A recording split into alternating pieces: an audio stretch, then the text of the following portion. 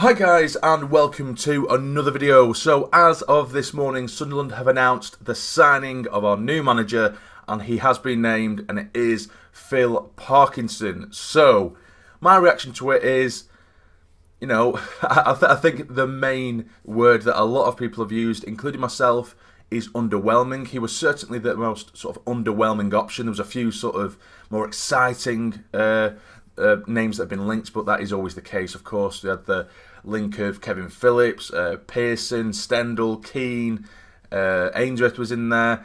There was a good handful of managers that I probably originally would have preferred, but of course, if we look at Parkinson's track record, it's not bad at all, particularly for this league. He is experienced, and I think out of the bunch, he is probably the safest pair of hands. Not exactly the most exciting, which I think does play a part in appointing a manager as well. It is good to get the fans on board and get excited and what have you. This is certainly the least exciting, but also the safest option, if that makes sense. Which isn't a bad thing at all. So if we have a look at his record, or at least just a little few facts and figures from Phil Parkinson's career, it does make for good reading. So he got promoted from League One with Bolton in 2017. He got promoted with Colchester in 2006, which granted was quite a while ago. But both times he has been promoted from League One. Something that's quite interesting is that both of those times, both of his teams have had the best defensive record in the league, which isn't always a given when you are promoted, but that's something that of course is a massive thing for us at the minute. We just can't stop frigging conceding goals. So is that a coincidence? I don't know. Maybe he will get us really solidified at the back, which is obviously good as well, and to have this experience of promotion in itself in this country, in this league is vital. So I can understand the thought process behind hiring Parkinson.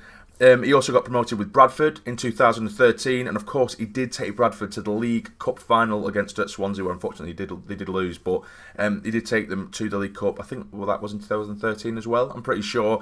But yeah, so all in all, it's a safe option, and I'm pretty sure, and I speak for most fans, that we're all going to get behind him regardless. On social media at the minute, Twitter, it's having a little bit of a meltdown, because I know, and I have expressed on social media myself, I would have liked to have seen Kevin Phillips given a chance. I know I did say in a previous video that, it would have been a risk. His sort of legend status would be put at risk. And I would have hated to have seen, Kevin Phillips get slated by fans if things didn't go well and stuff like that.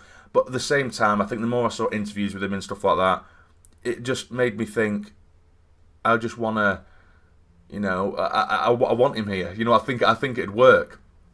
But we haven't gone that way anyway. Of course, there was links with Pearson coming in alongside with Kevin Phillips. I still think it will be a good option to bring Kevin Phillips into the backroom staff. Of course, that'll be probably entirely down to Phil Parkinson, what he does. But Kevin Phillips, of course, he'll know the club inside out. Well, he does know the club. He knows the area. The fans love him. And I think, he's been doing coaching for a good few years now with some different, good clubs.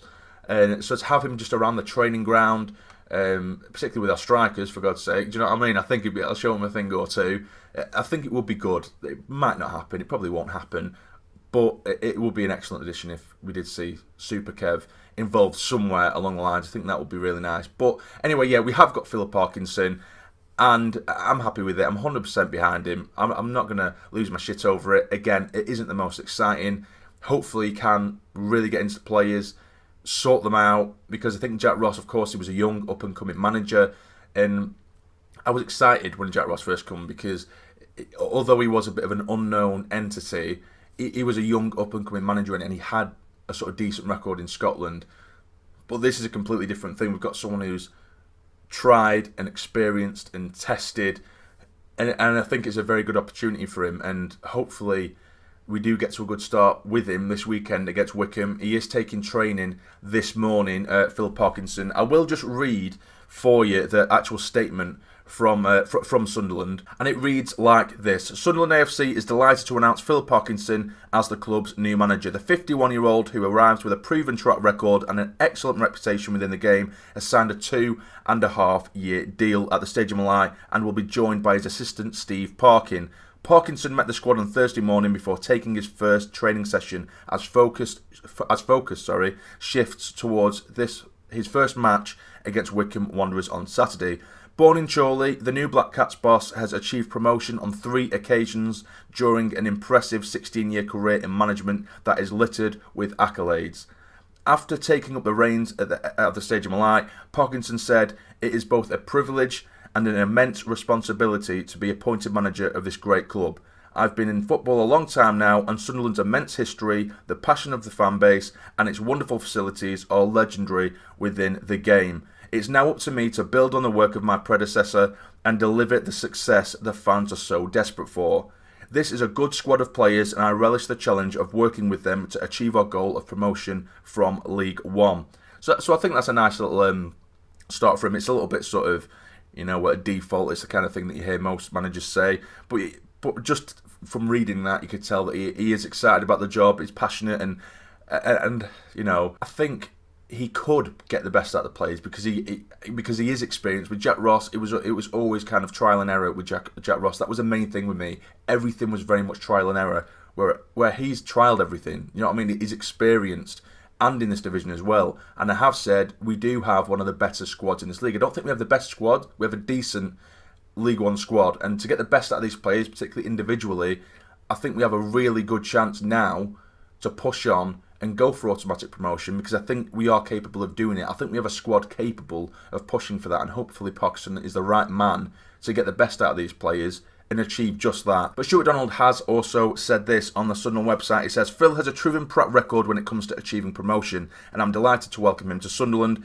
During a rigorous recruitment process, it gradually became clear that he was the prime candidate to take the club forward. His CV put him on our shortlist. His references within the game set him apart." So obviously that means that his CV attracted Stuart Donald's attention in the first place, but his references from other managers or other people within the game really told a tale and was considerably more impressive than anyone else who was up for the job. But he does go on to say, "I hope that Sunderland fans will all join me in welcoming him to our historic club as we look forward to an exciting few months." So that is it. It's again, and I keep going back to it, it's a safe option. It isn't particularly exciting. I'm not jumping with joy. But I'm quite optimistic. I do think this could go well. We needed someone with a bit of experience, I guess, in hindsight, looking at it now, because I know I did say I wanted Kevin Phillips, because I just think that would really excite the fans. And that's a big part of it, like I say. I think to get the fans on board straight away, whereas with this one, although it might have been the safest, maybe even potentially the best option, fans are already going into this appointment 50-50 and a bit shaky. You can see it on social media. So if he doesn't get things right early, things could get very dark very quickly, because we know what our fans can be like. They can turn like that. 1 minute they love you, the next they hate you. Do you know what I mean? So I'm hoping things do go well, of course, and he has my 100% backing until he proves me wrong. But I always like to give managers a bit of time. I did with Jack Ross last season when a lot of fans were calling for his head. I still wanted him in because I wanted to give him a chance. I wanted him to have time to put a stamp on his squad. I gave him that time, and nothing seemed to improve. Hence why I did eventually jump into the Jack Ross out brigade. Whereas with Parkinson, I'm going to do the exact same thing. Give him time, even if he does get off to a difficult start, which could quite well happen. I will still back him, because it takes time to implement your philosophy and your style of play and your tactics and what have you onto the squad. So it'd be very interesting to see what kind of style we do go for and how we play. Of course, at the weekend, I don't think that's a good reflection of him as a manager, because he only has a handful of days to train with the players and take them on board and show them what he wants. So I think give it another month or two, and then we can start to see signs of what he's trying to do with the squad, and then we can maybe not necessarily judge him, but we can see what he's trying to do. But yeah, all in all, I'm happy with it. I am happy with it. I'm not going to kick off about it because it isn't a big sort of name really, but I'm happy with it. It's a safe pair of hands, and I keep repeating myself now. But anyway, you let me know down below what you think of the appointment of Phil Parkinson. But if you have enjoyed this video, please hit the like button for me. It'd be massively appreciated, and subscribe to the channel if you're not already to become a fully fledged member of the Sassy Army. But for now, you take care and stay jammy.